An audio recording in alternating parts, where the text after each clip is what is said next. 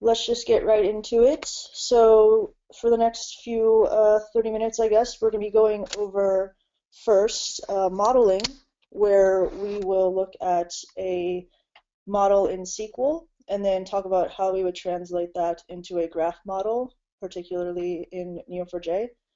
And then the bulk of this webinar is going to be importing the data into Neo4j. So first we'll briefly cover how you would export the data from MySQL, and then we'll go over using a load CSV command to import the data into Neo4j. And then finally, we're going to write some queries. Particularly, we're going to compare and contrast some SQL queries to Cypher queries and show the advantages of migrating your data to a graph from a bunch of tables. So, modeling. So we're going to be using the Northwind dataset. The Northwind dataset is a classic SQL dataset. It ships with Microsoft Access, and if you learned SQL or relational databases in general on Microsoft Access, then you're probably familiar with this dataset. But essentially, it's a shipping company, and they have products and orders and whatnot. So what if we used SQL to model this data, a relational database? So we would probably start with a products table to model all of the products. It would have its primary key, a unique product ID, and then the name of the product, a category ID, and a supplier ID. And then to model which category that the product is in, you would have a separate table called the categories table, and you would have a foreign key from the category ID field in the products table to the category ID field in the categories table. And then all of the fields describing the categories would be in the categories table, like the name. And then all of the products also have suppliers. So again, you would have another table for each unique supplier with its foreign, or with its primary key, supplier ID, and then the name of the supplier. And then again, you would have a foreign key from that supplier ID field in the products table to the suppliers table in the, or to the supplier ID field in the suppliers table. Then to model all of the orders, you'd have another table called orders, the order ID, customer ID, shipper ID, an employee ID, and then probably some other fields about those orders. But this is all truncated for display purposes.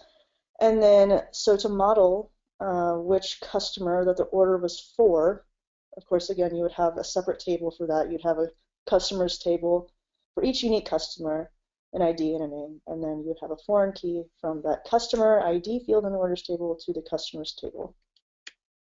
Then, because products can contain multiple, or orders can contain multiple products, you have to have this join table between them, this intermediary table, because you want to still have your own products in the orders table, but to model that an order can have several products and to have perhaps hold multiple more fields about that relationship, you have a join table. In convention, you would probably call it orders products. And then you would have two necessary fields. You would have a foreign key back to the orders table from the order ID field, and then you have a foreign key back to the products table to the product ID field. And then there's probably more fields in the orders details table, like the price and whatnot, which we'll see later when we actually import the data into Neo4j. And then all the orders have a shipper. So the ship via field will point to the shipper ID field in the shippers table. Every order is completed by an employee, so another foreign key to another table, the employees table. And then the employees table has this foreign key back to itself. So the reports to field indicates which employee that employee reports to. So that's the foreign key back to its own primary key. And then each employee is in a territory, and each territory that's its separate join table, and then each territory is in a region. So that is the entire Northwind data set, essentially, in SQL. So what if we used Neo4j? So in Neo4j, if you aren't aware, everything is stored as a node or relationship. So instead of a products table, we would instead have a product node. we have several product nodes, each with the label product, and then instead of fields in a table, you have properties on nodes. So we'd have a product node, and then to model which category that product is in, we would have another type of node called a category node, and then we would point to which category it was in with an in-category relationship, or whatever you want to name your relationship. And then to model which supplier supplies which products, you would have another type of node called a supplier node, and then you'd create a supplies relationship from the supplier to the product. And then we have all of our orders, so we'd have an order type node, and we'd say the order is to a specific customer, so we'd have customer type nodes.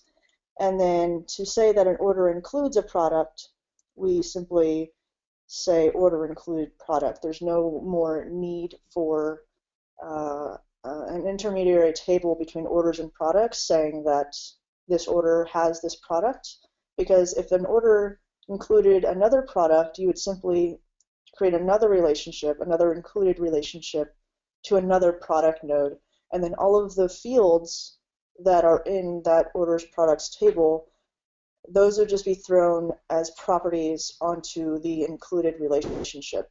So no more need for that join table to say things about the relationship between the orders and products. You can simply create a relationship directly from the order node to the product node and put the properties on the relationship itself, because relationships are, in Neo4j, first-class citizens, just as nodes are. Then all the orders have shippers, of course, so we have a shipper node saying that the shipper shipped this order, and then we have the employee that sold the order, so we'd have another type of node, an employee node. And then recall that we have the reports to relationship. So back in SQL land, we had a foreign key back to the primary key of the same table to represent that hierarchy of reporting to among the employees. But in Neo4j, you would just point from one employee to another employee node, saying this employee reports to that employee. And then, right, we had employees working in territories and territories belonging to regions. So this is how you would model it in Neo4j. And I think the most important notice is the lack of intermediaries between things like the orders and the products and the employees and the territories. You don't need those join tables anymore. You can just point directly from entity to entity. So it's a more intuitive way to model your data visually and in the database. So let's import some data with load CSV. First of all, to export from SQL, it's pretty straightforward. All you really need to do is export every single table into its own CSV file. There's several ways you can do this. You could write a script that will iterate over all of your tables and export them to CSV. Most SQL workbenches will have little buttons that say export to CSV. So there's several ways you could accomplish this, but essentially I went through all my tables, select star from table into file, whatever file, CSV, and then right, enclosed by quotes, terminated by commas.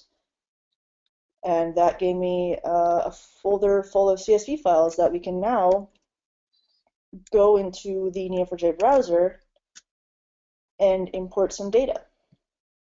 So let's look at the load CSV syntax. So load CSV has been around for a while now, and you kind of need to know some Cypher to get started with it. But let's look at how this works. So load CSV, you first say, usually you'll say with headers because your CSV file has headers, the column names for each column. And then from file path, so this is where my file is sitting on my computer, and then we alias it as something so that we can refer to those columns later. So we can just return the first line of this CSV file to see what it looks like. So the CSV file has a few columns: unit price, category ID, supplier ID, product name. And I returned the whole line there, but you access columns with line dot column name. So that'll actually give me the value in that way. So let's go back to the actual query. We're going to essentially iterate through this CSV file and create nodes.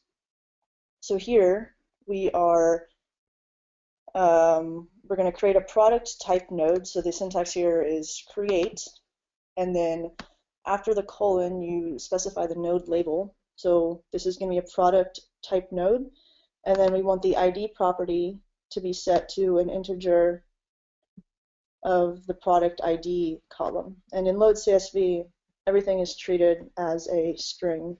So anything that you want to be an integer or a float, you need to explicitly say that I want this to be coerced to an integer, or I want this to be coerced to a float. So here, this is just creating the node. And then here we have an identifier, lowercase, product. So then we can set these properties on that node. So we want the name property to be the product name column out of that CSV file. And then we want the unit price to be the float of the unit price column. And then we're going to return all those nodes.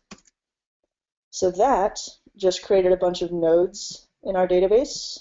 And as we see, if we click on one, we have the properties ID, name, and unit price on that node.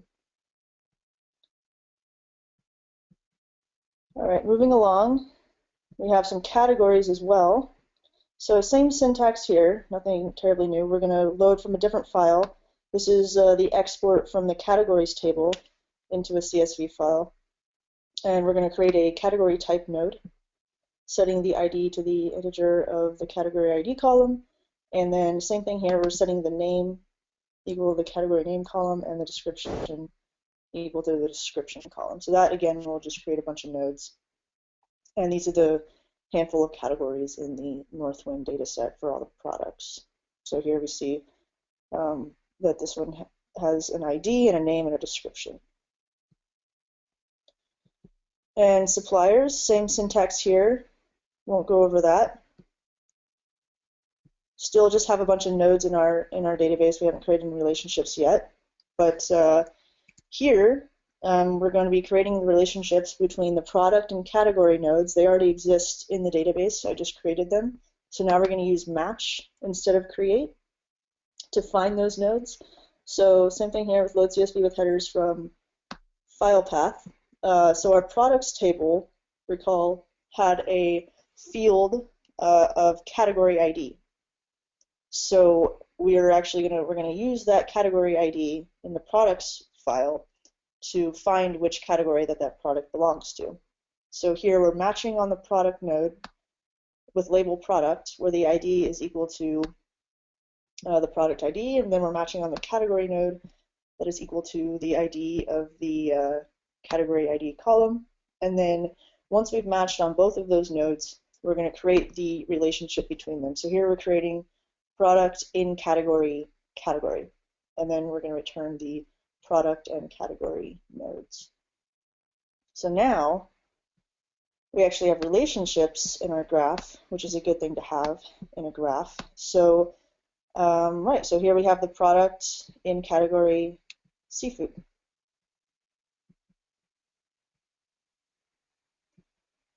And we also already created the supplier nodes. So here, same idea. The products table, if you recall, also had a foreign key to the suppliers table saying this product is supplied by this supplier. So we can use the products CSV file again to match on the supplier nodes this time and create the relationship between the suppliers and the product. So here we're using the match clause because the product already exists with this ID, and we're using the match clause here again because the supplier already exists with this ID. And then we're creating this pattern. We're saying that the supplier supplies the product. And then we're, again, just returning the nodes to make sure everything worked out all right. So here, we see that our graph is starting to take shape.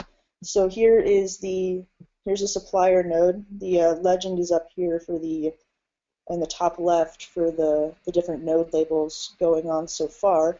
So we have a supplier node in yellow supplying a product, something sauerkraut, and then we see that this product is in the category produce, right? So those are all the nodes and relationships we've created so far.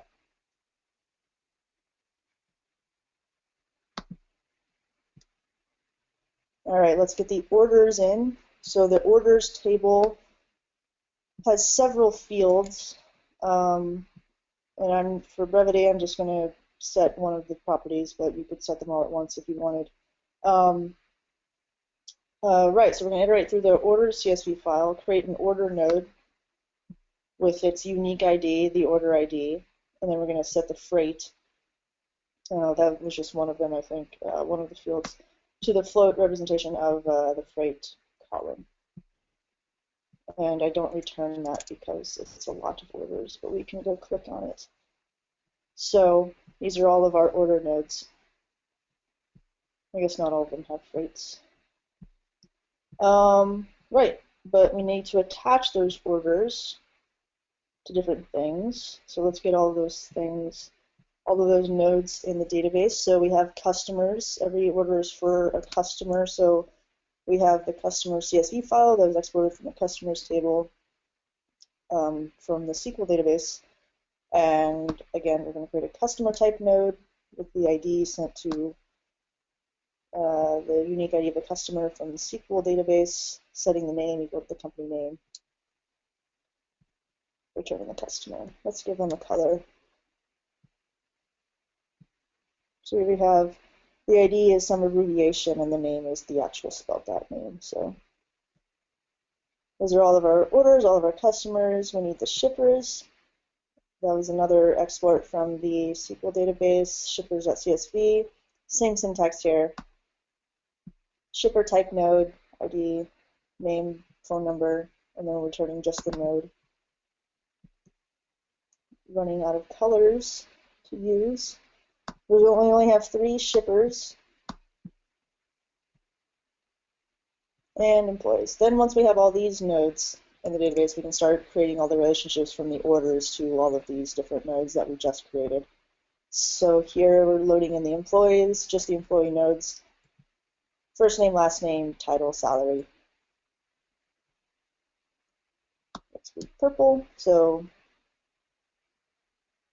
right, so it looks like all of the properties got on there correctly.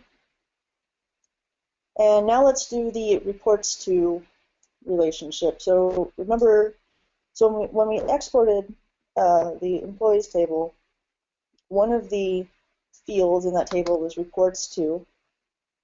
So that employee already exists in the database. So for when we iterate through this employee's CSV file again, the first thing we're going to do is we're going to match on the employee for the line that we're at, and then we're going to match on their manager, which is the employee whose ID is in that reports to column. So now we have 2 employee nodes identified by employee and manager identifiers in Cypher here. Because they already exist, we've used the match clause, and then we're going to create the pattern employee reports to manager, right? And now we're returning the employee and manager. So now, with that, I don't know how well you can see. We have this nice representation of the reports to hierarchy structure going on here. So we see that Michael reports to Stephen, and Stephen reports to Andrew, which is a much nicer, both visually and intuitively, way to model this kind of hierarchical data in a graph rather than a table having a foreign key back to itself. And we'll see some examples of queries later, how it's much, much easier to query this kind of information from a graph rather than a table. So orders and their customers. So we already have the orders in the graph, and we already have the customers in the graph. So we're going to match on those, And the orders table had all of the information about which customer it was, which employee it was, which shipper it was, and whatnot. So we're going to be going through the orders CSV file again, and then matching on the order for which line we're at, matching on the customer that the order is for, and then we're creating the pattern order was to customer. And you might want to pick a more descriptive relationship name than to, but that is what I chose today. So I didn't return any because there's a lot, but so now we have that order 10263 was to this customer, and now we have all of that information in our graph. Orders and their shippers. Again, like I said earlier, all of the orders information is in the orders table, so we're going to go through the orders table again. Keep in mind that you can also do this all at once if you wanted. I'm just trying to be iterative and show step by step how to append things to your graph in a sense. So we're going through the orders CSV file again, matching on the order, and then we're matching on the shipper. The shipper already exists, so we're matching on that shipper node, where the idea is you go to the ship via column, and then creating the pattern that the shipper shipped that order. Let's look at that. So now we have Federal Shipping shipped this order, and it was to this customer.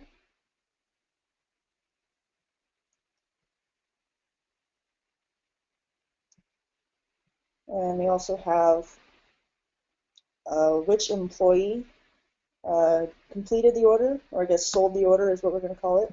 So again, going through the orders table, CSV file rather, and matching on the order, matching on the employee that did the order, and then creating the pattern employee sold order.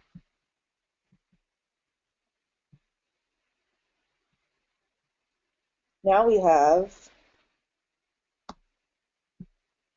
see everything starting to take shape. Margaret reports to Andrew. Margaret sold this order, and this order was to this customer, and it was shipped by United Package.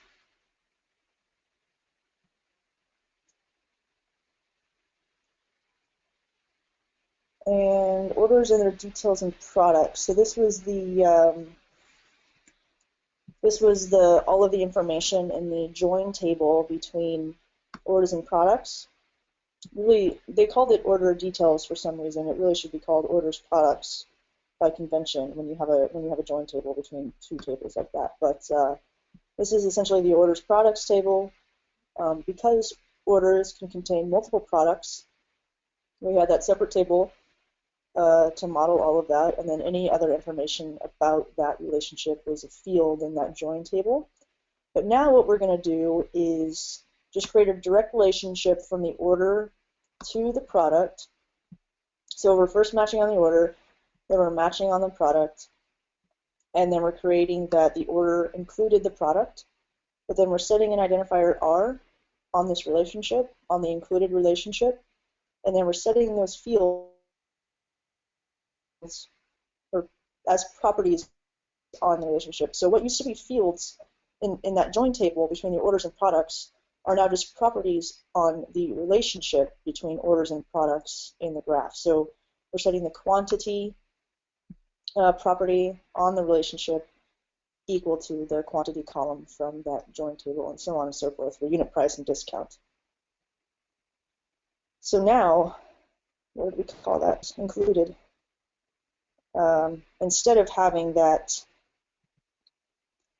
oops, this is a little messy, that's okay.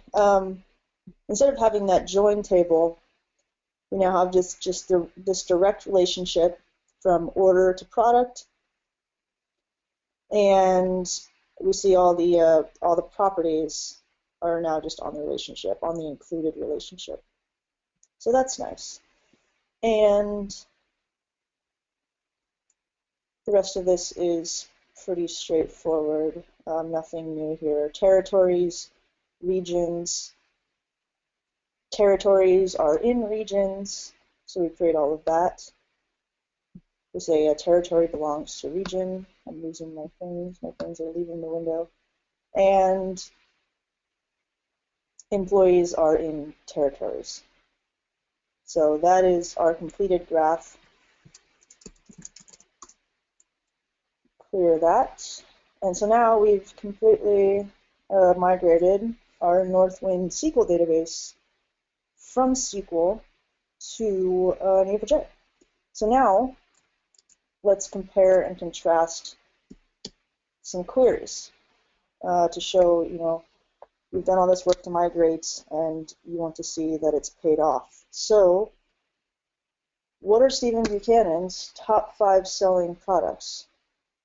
In MySQL, this is the query I had to write to get this information. So we had to first join the employees table on the orders table. We had to join the orders detail table on the orders table, and then we had to join the products table on the order details table, and then we do our classic where this equals that and where that equals that, and then we have to explicitly say we want to group by the product name, and then we want to order by sales descending limit 5. So we'd write a few lines and write 1, 2, 3 joins. And this is the output of that. This is Stephen Buchanan's top 5 selling products across all of his orders. In Cypher, it's a bit more compact because you don't have to write so many joins, and that's for several reasons. First of all, of course, you don't have to write any joins at all because you don't do joins in Neo4j. You just match on the graph pattern that you're asking for. So we're matching on the employee node here on the left of the match clause. Then we're traversing the sold relationship to the order node. And then we're traversing that included relationship to all the products that that order included. And what's so good about this is that, again, we don't have to bother with any intermediary between the orders and the products because we've just scaled that down to a single relationship between orders and products. We don't have to have anything between them. So, I mean, all of the fields that we had to grab off that orders details table are now just on that included relationship and can be accessed through the identifier, the R identifier that is on that included relationship. And then, of course, in Cypher, you have the where clause that's very similar to, or exactly the same actually, as the where clause in SQL.